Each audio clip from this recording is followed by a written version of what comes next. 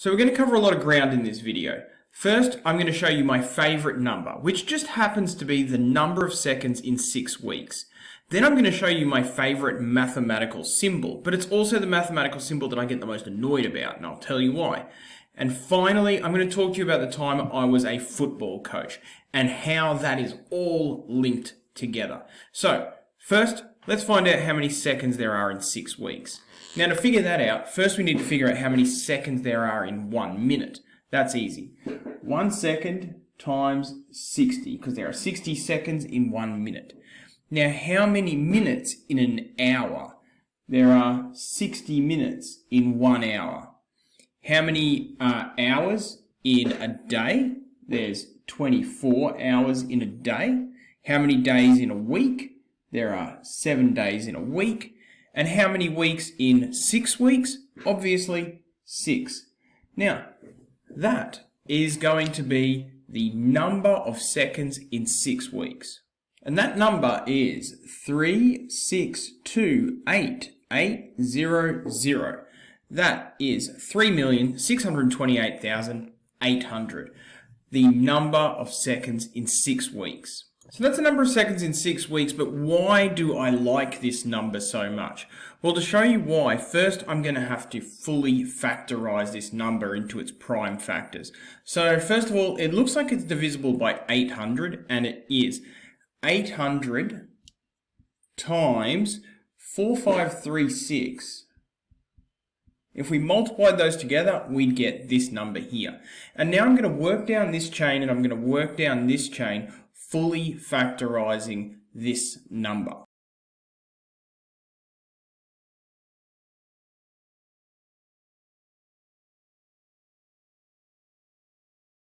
Alright, so I have this fully factorized now.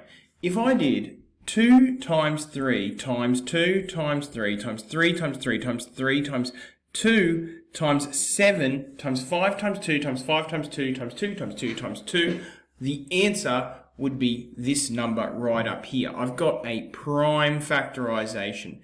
Now, I'm going to get rid of all this stuff and I'll move these numbers up to the top into a nice, neat little row. Now, these were my prime factors all spread out, and I've put them in order. 8 2s, 4 3s, 2 5s, and a 7. This pattern here is really cool because 2, 3, 5, and 7 are the first 4 primes, and 1, 2, 4, 8. That's the first 4 doublings of 1. 1, 2, 4, 8. Pretty cool. Alright, but that's not what we're here for. I want to show you this other cool thing. Let's just take one of these 2's and write it here. I'm going to write these in a different order. Alright, so that's one of the 2's taken care of. I'm going to take one of the 3's and I'm going to write it down here. Alright, I'm going to take 2 of these 2's and I'm going to bring them together. Now, of course, 2 times 2 is 4. So I can bring 2 times 2 down here, but I'm not going to write 2 times 2. I'm going to write 4. Alright, 5. I'm going to bring a 5 down here. Okay, now, I think you can see where I'm going with this. If I bring this 2 and this 3 down, 2 times 3 makes 6, and I can put the 6 down there. This is where this 7 comes in handy. Okay. Now, the next one's 8. I can bring these 3 2's down all together. 2 times 2 times 2 will make 8, and I can put them down there. They're gone. Okay, what else have I got? A 9. Alright, I can see 3 times 3. Let's get rid of those 2. 3 times 3 is 9. We'll bring that down. And then I've got a 5 and a 2 here, which is a 10. Now, just for the sake of it, I'm going to put a little 1 on the end. Because, of course, if I multiply the whole thing by 1, nothing is going to change. So, what I get is the number of seconds in 6 weeks is exactly equal to 1 times 2 times 3 times 4 times 5 times 6 times 7 times 8 times 9 times 10. Now, writing all of that out takes a little bit of time, but it's such a neat little pattern that in mathematics we have a nice, neat little thing for it called a factorial. We can write this very simply as 10 factorial. And this exclamation mark in mathematics means take the number and count backwards and multiply by each integer until you get down to the number 1. And this is my favorite mathematical symbol because it's got this cool childlike multiply thing going on. But it's also my least favorite mathematical symbol because it takes something away from me, right? If I get excited about a number, if I get excited about the number 7, I can't use an exclamation mark because 7 exclamation mark doesn't mean I'm excited about the number 7. It means 7 times 6 times 5 times 4 times 3 times 2 times 1. So I feel like through a quirk of history, we've stolen this exclamation mark away from mathematicians who want to get super excited about things. So now we know the number of seconds in 6 weeks is this big number here, and we also know that that number right there is equal to 1 times 2 times all the way up to 10, and that is 10 factorial. But finally, we need to talk about my time as a football coach, or some people call it soccer. So let's take a look at what my standard soccer field looked like. So there's my standard soccer field, goals on either end, and a goalkeeper goes right here. Now, as a novice football coach, I used the standard 4-4-2 formation, which meant that I had 2, what do we call centre backs, 2 fullbacks over here, and then I had 2 midfielders, 2 wingers, and I had 2 forwards.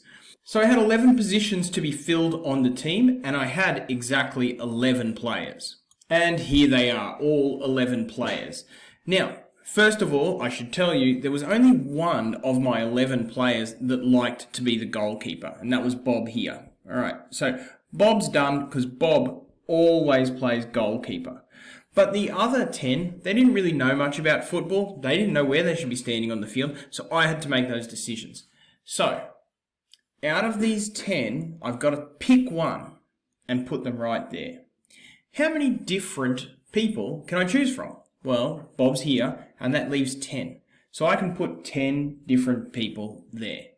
Now, once I've picked up one of those people and put him there, how many different people can I put there? Well, I've already used Bob here, and I've already used one of these. I don't know which one, but I've already used one of them there, which means that I have 9 left to choose from here. So now that I've picked Bob, and I've picked 2 randoms to go here and here, how many can I pick here? Well, the obvious answer is 8. And I think you can see what's happening. 7 people to choose from for this one, 6 people to choose from, 5, 4, 3, 2, and once I've filled all of those places, the last remaining person goes right there. There's only one person I can put there. So now that I've done all of that, how many different ways could I set up my football field? Well, I can put 10 people there, and then there are 9 different people that can go there, and then there are 8 different people that can go there, and you can see we're starting to create the same pattern in reverse as the top up there. Now, because multiplication is commutative, it doesn't matter which order I do this in. This is the same as this, which of course means that it's the same as this. So, if you are a football coach and you are setting your football field, you could set your field up in 10 factorial different ways, assuming you're using a 4-4-2 setup. So, there are 3,628,800 different ways that a football coach can set up their football field. This is my favorite number. There's so much cool stuff about it. I just love it.